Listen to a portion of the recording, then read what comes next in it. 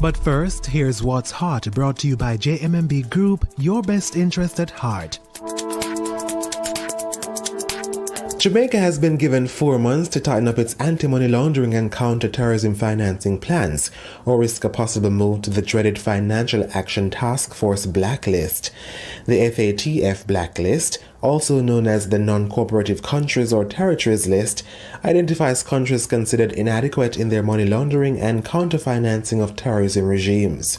Countries on the FATF Blacklist are subject to economic sanctions by member countries. Jamaica has been on the grey list, which calls for increased monitoring since 2020. According to the FATF, Jamaica failed to complete its AML-CFT action plan, which fully expired in January 2022. The FATF gave Jamaica until October 2023 to complete its action plan, or the agency said it will have to consider next steps. The Bank of Jamaica and the banknote printer De La Rue says investigations are ongoing into reports of flaws into the country's newly issued polymer banknotes. This follows a viral social media video showing a customer who received a faulty $1,000 polymer banknote. The bank said it has retrieved and replaced the note. The BOJ said that customers who have a genuine polymer banknote that appears to be flawed should return it to the BOJ for replacement. Lighting and electrical company FosRich says its long-awaited rights issue is set to get underway shortly. A rights issue is an invitation to existing shareholders to purchase additional new shares in the company. The company said the offer was delayed because some of its shareholders, who hold their shares through Stocks and Securities Limited, could not participate. The Jamaica Stock Exchange terminated SSL's license as a member dealer earlier this year.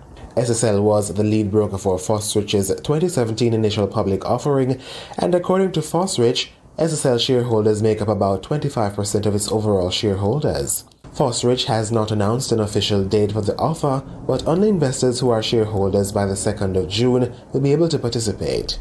Stationery and Office Supplies shareholders will vote in July to approve a 9-to-1 stock split.